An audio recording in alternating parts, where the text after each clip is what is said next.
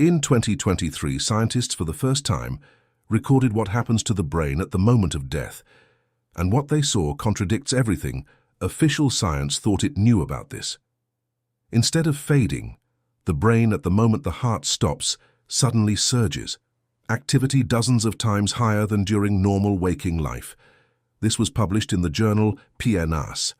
The researchers called it a paradox and admitted they had no explanation. But thousands of people who died and came back do have an explanation. And so does Edgar Cayce, a man who described this process with a precision that official science is only now beginning to confirm.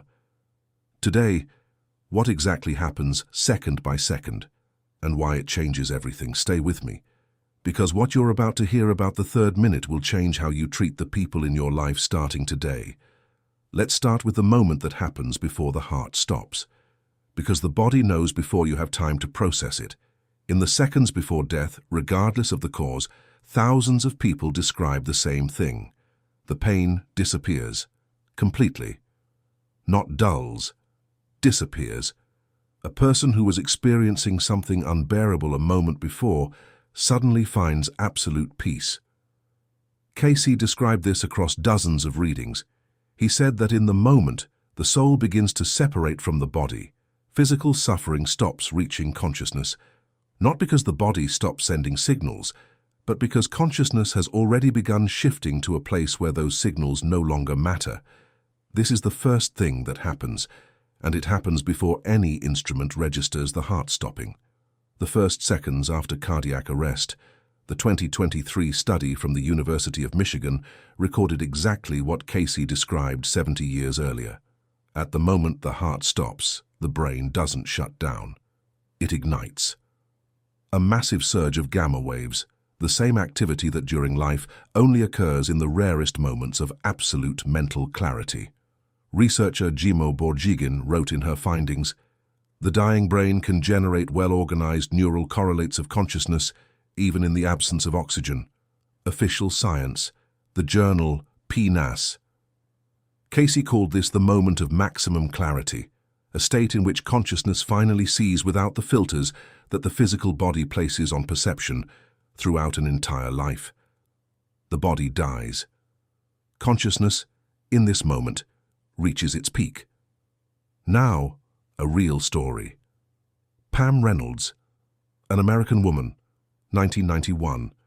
Brain surgery during which doctors deliberately stopped her heart and cooled her brain to a temperature at which any brain activity is physically impossible. The instruments registered complete absence of brain activity, and it was precisely during this period, when her brain was instrumentally switched off, that Pam described details of her own surgery. Conversations between the surgeons, specific instruments being used. The detail that her skull was being sawed with a tool that looked like an electric toothbrush, a detail she could not have seen because her eyes were closed and taped shut. The surgical team confirmed every detail. A brain that isn't functioning cannot create memories. But she had memories. Cayce explained this simply. He said consciousness was never a function of the brain. The brain is a receiver, a tool through which consciousness interacts with the physical world. When the receiver is switched off, the signal doesn't disappear.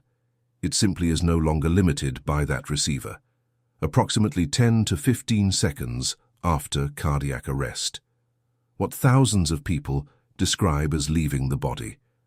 Not the sensation of leaving, literal observation of their own body from outside, from above. People see the resuscitation team working on them, hear conversations, notice details outside their field of vision. Skeptics explain this through residual brain activity. This sounds convincing until you encounter cases involving people who were blind from birth. Dr. Kenneth Ring from the University of Connecticut collected 21 documented cases. 21 people blind from birth who had never seen a single visual image in their entire lives described visual details of their own resuscitation. In detail. With details that were subsequently verified and confirmed. Cayce said that at this moment the soul is still close to the body, observing, orienting itself, understanding what has happened, and that for many souls, This is the moment of something they didn't expect. They discover they still exist, that the death of the body is not their death. And this, according to Cayce, is a genuine shock for most people, even for those who believed in the afterlife during their lives. Knowing it intellectually and discovering it through your own experience are different things entirely. 30 seconds to 1 minute. The tunnel. And here it is important to say something that usually goes unsaid. This is not a metaphor and not a hallucination of a dying brain. Hallucinations are chaotic and inconsistent, but this experience is described with striking uniformity by people of different cultures, different religions, different ages, and different countries. Children who haven't read a single book about the afterlife describe the same thing as elderly people who have read hundreds. Japanese, Brazilians, Nigerians, Americans, one structure, movement, acceleration, light ahead, and most importantly, the feeling that this movement is right, that you haven't lost your way. Cayce described this stage as crossing what he called the veil, the moment when consciousness finally detaches from physical reality and begins to perceive the reality for which it now finally has all the instruments of perception. He said that most people in this moment experience not fear, but recognition, as if they are returning to a place they knew, but had forgotten. 1 to 3 minutes, the meeting. And here the stories diverge in details, but converge in essence. Some describe people they knew in life, others describe beings they didn't know, others describe a state that has no form, but has presence. But everyone, absolutely everyone, describes the same thing at this point: knowledge, not information being communicated to you, knowledge you simply suddenly have, as if it was always there, but the physical body was too noisy to hear it. Cayce described this in his readings again and again.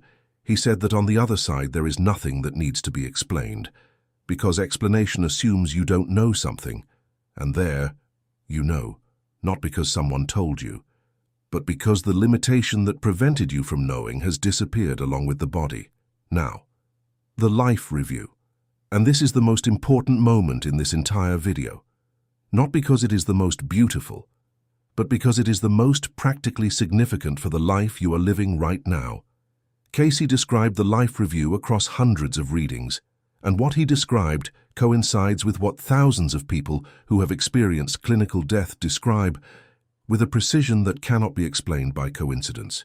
You see your entire life simultaneously, not sequentially like a film, but as a single moment in which all events exist simultaneously and with equal weight. But the most astonishing part is not this. You experience not only your own perception of each moment, but the perception of every person that moment touched, everyone you hurt through their pain, from the inside, everyone you helped through their joy, from the inside.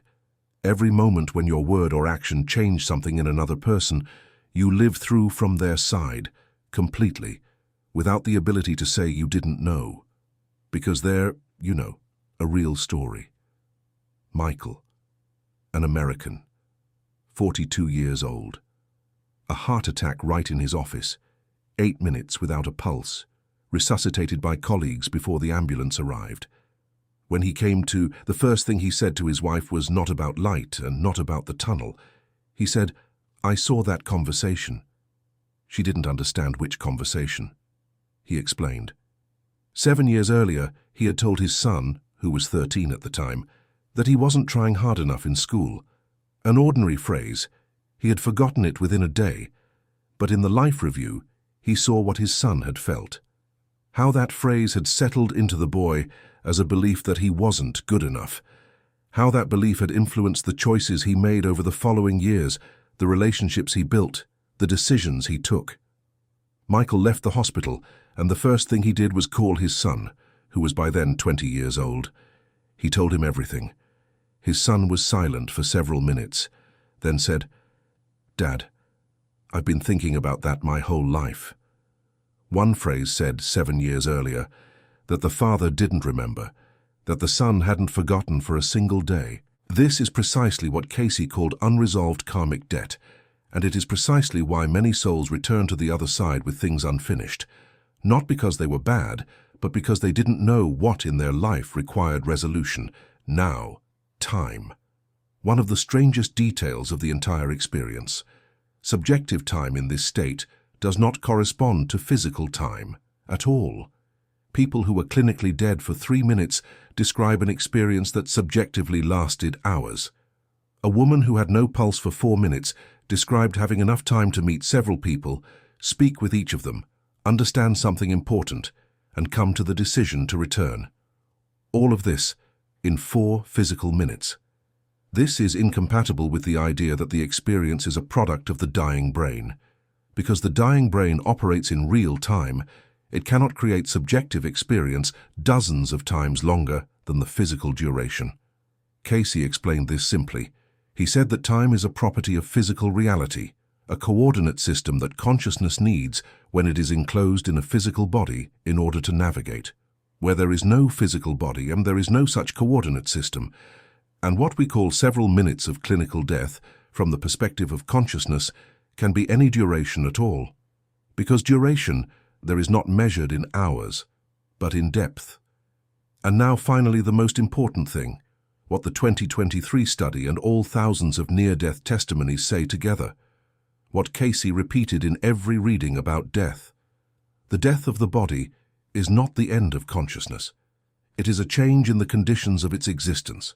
Consciousness that spent its entire life perceiving reality through biological filters, through sensory organs that see a narrow spectrum through a brain that processes a limited volume of information, suddenly finds itself without those limitations, and the first thing it discovers is that reality is far larger than it appeared, that the people it loved are close, that what seemed important in life is not as important as it seemed, and that what seemed insignificant, fleeting words, small decisions, momentary choices, turns out to be precisely what the entire life was built from. Every moment, every word, every decision made from fear or from love. One final question, the one Cayce asked at the end of every reading about death, not as a moral lesson, as a practical question. If you know that in the life review, you will see every moment of your life from the other side, what exactly will you change about today? Not in general, specifically. Is there a conversation you've been putting off? A word that hasn't been said? A person you hurt and never resolved it with? Because that and only that determines what your life review will look like.